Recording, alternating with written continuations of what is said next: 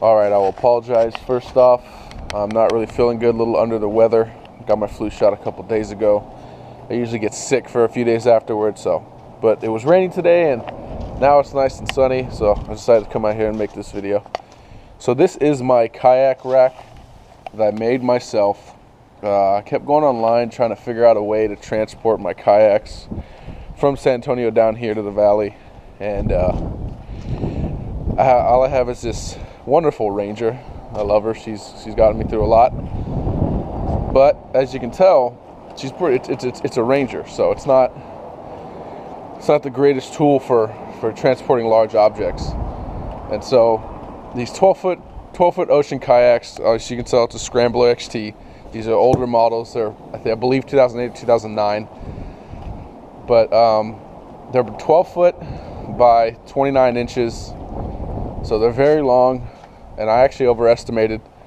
But this video, you won't be seeing them on top of the truck. I will make a video for when that happens, the next time I bring them out, and you can see the whole shebang, because they do not go on the way these go on, like they are now. This is just for when they're in the storage unit, because it's easier. But they go on. I flip them over and I put them a different way just to make it easier on the truck.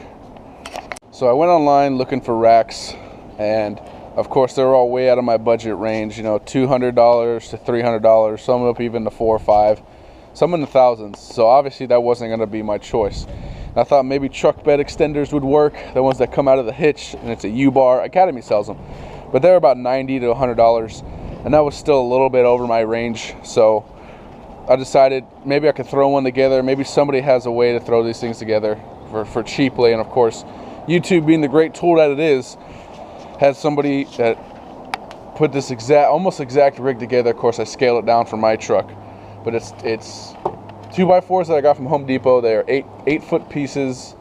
I got about nine pieces, so around 72 feet worth. And it came out to about $30 in the wood by itself, which is pretty good.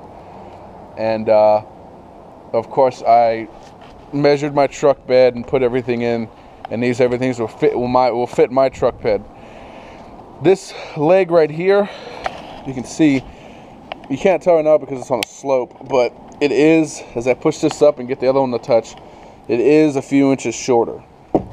That's because in the back of my truck, which I didn't account for, but the gas cap, or the gas tank intake right here, puts a bulge in the bed, unlike the other side. And so when I went to set this thing up in the truck, obviously it didn't go right. So that's one thing you'll have to watch for.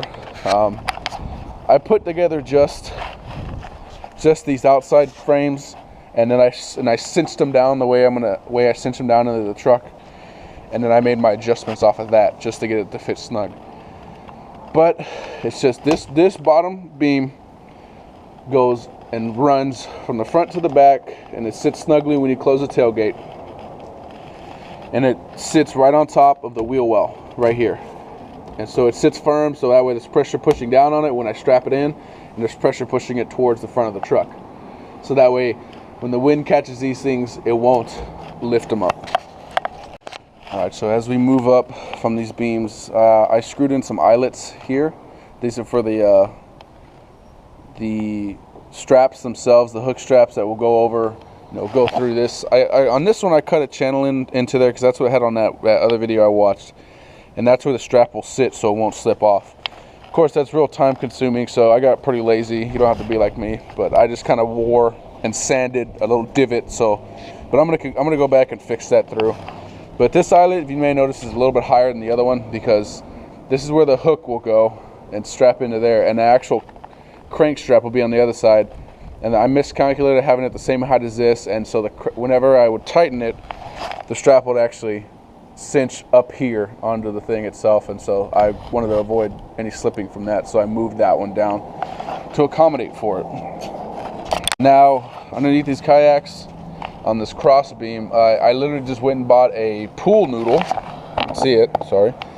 This pool noodle, it was, I think $3 for one of them. I only needed 2 of them, and it's these thick white zip ties. And literally just, I saw in the video I watched that he actually put a piece of PVC into it so it wouldn't collapse so much, which I may end up doing just because they will, since these kayaks sit on them for so long and they're in the storage unit, it does leave, if I can get underneath here, it does leave a little bit of an indent, if you can see that. So that will prevent it by putting something inside of it, increase the longevity of this thing. But if you're just trying to throw it together in a hurry like I was, just a pool noodle zip tied will do just fine. It'll hold them.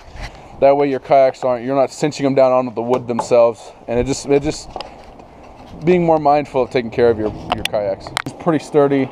These kayaks only weigh 51 pounds each, so it's only 102 pounds, you know, total on this thing. And so these things are pretty, as you can tell, you can probably see how lopsided this is because that one side is shorter. But back to what I was saying, these things aren't really much for strength, but they are for holding this thing together and keeping it from wobbling. If it wobbles, the whole thing is going to wobble. Before I put these in, this front would wobble independently into the end. It just didn't look good, and it didn't act right in the wind. So I put these in. They're not, you know, mathematically correct and everything. You know, I wanted to bring it down from this end to there, but I just didn't. I did this with the scraps, so I didn't exactly have the right amount of length and stuff like that. But they do their job. They're holding good. Same with this. This is the front. This is what goes right behind the window of the truck. So these are a little bit bigger because a lot of the bulk of the weight and all my stuff is going to be on over this end. So it's a good rack. I brought it down, took it to San Antonio, loaded these things up, brought them back down. It worked great, and it actually doubles as you take it off.